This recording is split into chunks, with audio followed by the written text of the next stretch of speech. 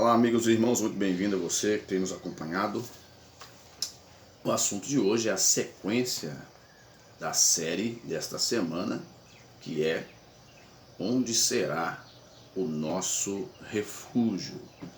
E em cima desse tema, nós relacionamos alguns tópicos, e hoje nós falamos do nascimento, e hoje estaremos falando sobre o crescimento, se tratando de pessoa, de ser humano, tá bom? Porque todas essas coisas envolvem a nossa vivência, o nosso jeito de viver, o que pensamos da vida, e isso também contempla também os nossos anseios, os nossos sofrimentos, as nossas conquistas, as nossas ambições, as nossas tristezas, né? E ao longo da vida nós vamos absorvendo essas coisas, tá bom? Esse é o assunto que nós vamos falar hoje, tá bom? O tema de hoje, do segundo tópico, porque o primeiro tópico foi a introdução, e na introdução nós falamos do nascimento. Você está vendo que eu estou com roupa de serviço, porque daqui já vou sair, né? Está escrito assim, o que envolve no crescimento de uma pessoa, desde o seu nascimento, uma criança de colo, até uma idade adulta, né, ao ponto máximo do ser humano. Está envolvido quais pontos principais? Quais são os pontos principais que podem contribuir para um ser humano bem-sucedido ou um ser humano mal-sucedido? Ou mesmo que ele busque os seus anseios, o que esses pontos podem contribuir para o impacto ou na sua vida, tanto para conquistar ou tanto para perder. Então nós vamos avaliar isso aqui, o tempo é curto, não vamos conseguir falar tudo que preciso. Todos esses vídeos que estarei passando para você é apenas uma prévia, porque se eu fazer vídeos grandes aqui você não vai querer assistir, tá bom? Porque eu não sou um bom ensinador, outros sim, quero dizer, eu não sou especialista, não sou psicólogo, não sou nada, eu apenas lido com pessoas há muito tempo, tá? Lido com jovens, com adolescentes, lido com igreja, então a gente conhece um pouco da vida, assim, do desenvolvimento das pessoas, que nós aprendemos a lidar com as pessoas e ver o que elas passam, a visualizar seus desejos, suas vontades, suas conquistas, né? E o que está envolvido nisso, no crescimento de uma pessoa? Primeiro, no aspecto físico, no aspecto emocional, no aspecto social. Todos esses itens aqui, esses 3 itens, eles são imprescindíveis. O físico, a alimentação, o cuidado, o físico, né? O emocional é o que essa pessoa vai absorver nos seus primeiros anos de vida. O social, o que vai acontecer com essa pessoa durante o seu crescimento na vida social, o que vai estar implicando na vida dela, né? Se você procurar entender esses pontos, a sua vida terá sentido. De repente você passa por um processo, por uma provação, por uma luta, mas você não sabe a origem da sua luta. Existe aquela luta provocada e existe aquela luta do natural da vida. Existe a provocada, que é induzida por outro agente, tá certo? Existe aquela que nasce de dentro da gente mesmo, né? E existe aquela a qual você cai em uma armadilha. Você foi enganado. Então, o aspecto social, depois que você já passou a primeira fase, ali, você está vivendo, e de repente muitas coisas estão envolvidas em torno da sua família e pode implicar na sua vida como um todo. O que você vai fazer? Se você já é uma pessoa adulta, já é um jovem, e de repente você está querendo descobrir ou tentar entender o que está acontecendo na sua vida, a sua história, a história da sua família, vai dizer um pouco do que está acontecendo na sua vida, sem alarmes, certo? E no aspecto espiritual, o aspecto espiritual é quando eu me envolvo com o Criador. Existem outras linhas de pensamento, mas a linha que eu posso te apresentar é o Criador, o que criou os céus e a terra, o que sustenta o universo, inclusive o planeta Terra, o que nos dá condições de vida, nos dando as 4 estações do ano, né? Nos permitindo que a terra brote e produza o alimento. Sem isso a humanidade não conseguiria sobreviver, tá bom? Porque mesmo com o advento da ciência, da tecnologia e tudo isso, não seria suficiente para dar condições ao ser humano de viver num planeta como esse, sem os recursos naturais que ele tem. Então, todo esse aspecto está envolvido em você, o físico, o emocional, que trata da sua pessoa, daquilo que você sente, daquilo que você vê, daquilo que você escuta, tá certo? Tudo aquilo que está em torno de você, o social, né?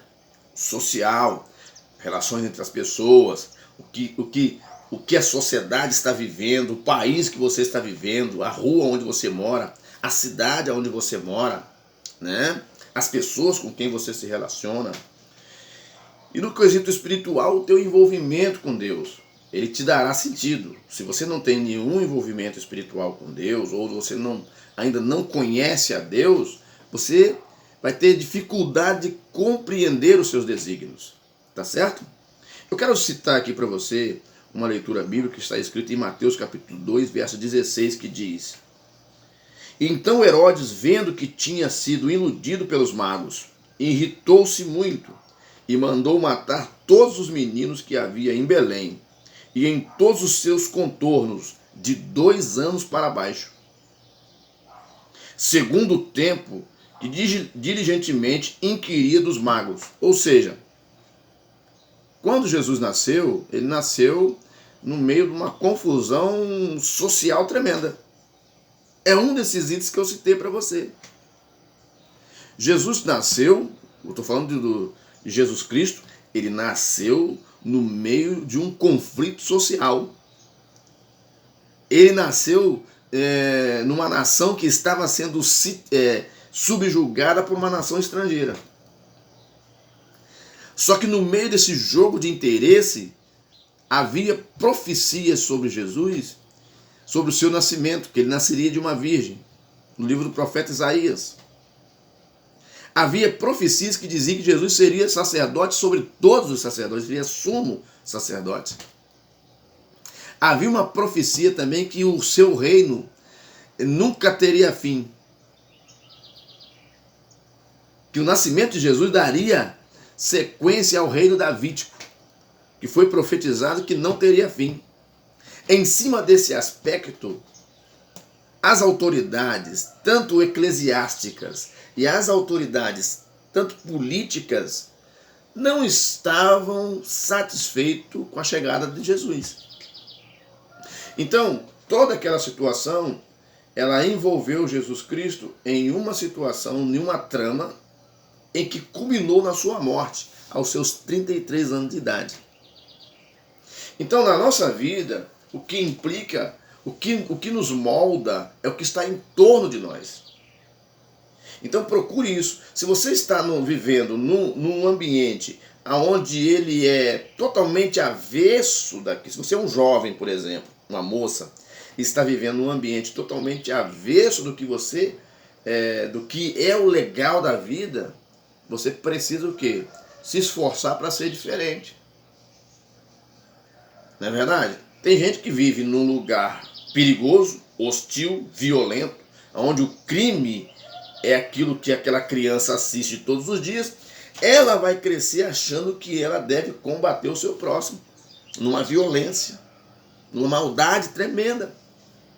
Se essa criança cresce num ambiente ameno, onde os pais eles são pessoas dedicadas a dar um bom ensinamento a essa criança, a sua visão de vida ela será diferente. Ele será moldado totalmente diferente daquela criança que vive num lugar violento e perigoso.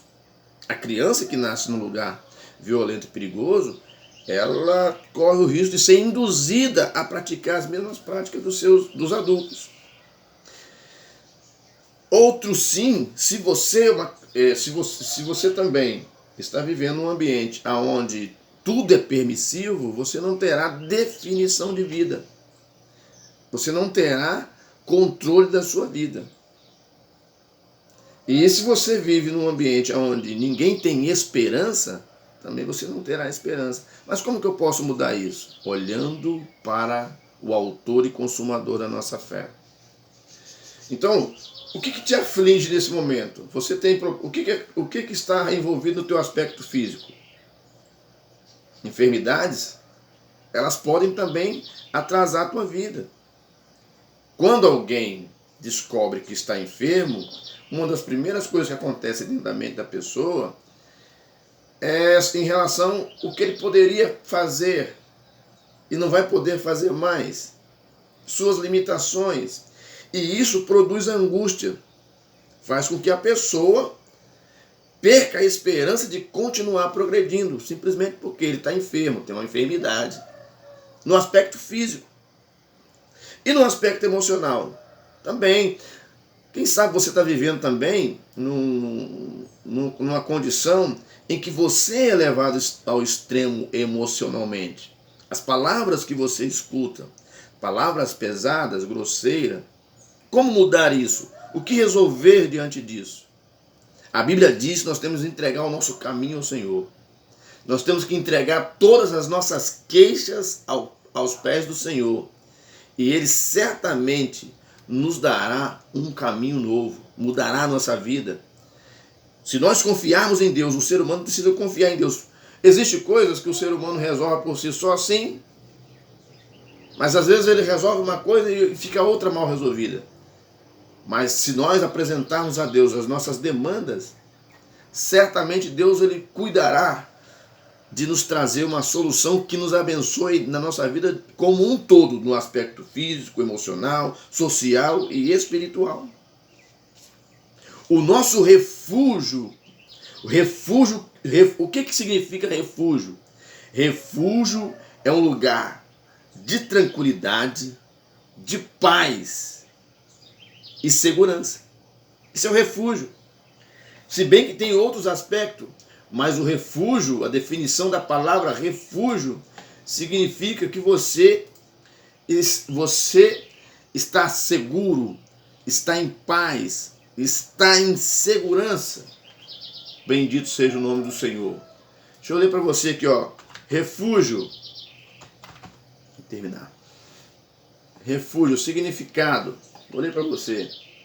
Ó, o dicionário da online português diz que refúgio é um lugar tranquilo que oferece paz, tranquilidade, sossego e segurança.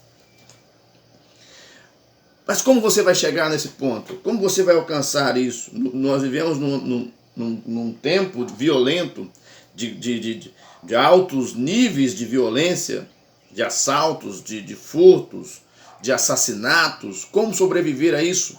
Tudo isso perturba a nossa mente. Confie em Deus. Ore pela sua cidade. Clame a Deus. Peça a Deus que te dê sabedoria para que você possa viver nesse ambiente difícil e hostil. Então Jesus estava cercado por isso. Lá foi o problema que Jesus enfrentou ainda quando era um bebê de menos de 1 ano de idade. E Herodes, a fim de encontrar Jesus, porque Jesus foi escondido, né, foi para o Egito, a fim de encontrar Jesus, Herodes mandou matar todas as crianças de 2 anos para baixo. Aí está envolvido toda uma conspiração, tanto religiosa quanto política, sobre Jesus. Tá certo? Então, no físico, no emocional, no social, em todos esses aspectos nós seremos bombardeados de informações. A palavra de Deus diz no livro de Salmos, Salmos 1 diz, Salmos 1, bem-aventurado o varão que teme ao Senhor e não andas, né, no conselho dos ímpios. Né? Está escrito no livro de Salmos. Ou seja, nós devemos buscar a sabedoria em Deus. Nós devemos buscar refúgio em Deus, a resposta em Deus, para termos sentido na nossa vida. Aqui diz, ó, bem-aventurado o varão que não anda segundo o conselho dos ímpios, ou seja, o conselho dos maus. Bem-aventurado, ou seja, bem-aventurado significa feliz é este homem ou esta mulher, né? Nem se detém no caminho dos pecadores e nem se assenta na roda dos escarnecedores. Nossos filhos, netos, todos eles são bombardeados de informações. Nós, aqueles que são pais, tem que trabalhar de uma forma a retirar esses males que possam entrar na cabeça dos seus filhos enquanto eles já são novos. Depois que eles chegarem à idade da adolescência, da juventude, é muito difícil da gente conseguir tirar. Somente um milagre, muito choro, muita lágrima para podermos conseguir fazer isso. Os jovens, eles não têm conhecimento do perigo, eles não têm conhecimento dos riscos e eles se envolvem em muitas aventuras que o levam à prisão e até à morte. A infelicidade, ao suicídio, a inversão de valores, a conflitos de identidade. Então nós precisamos, alguns acham, dependendo daquilo que ele visualiza durante o seu período de criança, de adolescência, de juventude, pode moldar a sua vida ou para o bem ou para o mal. Ele pode ser um ser humano feliz ou não. Então nós precisamos se atentar a isso. Entrega o teu caminho ao Senhor. Confia nele. E o mais ele tudo fará. Que Deus abençoe a tua vida. Te dê sucesso naquilo que você precisa.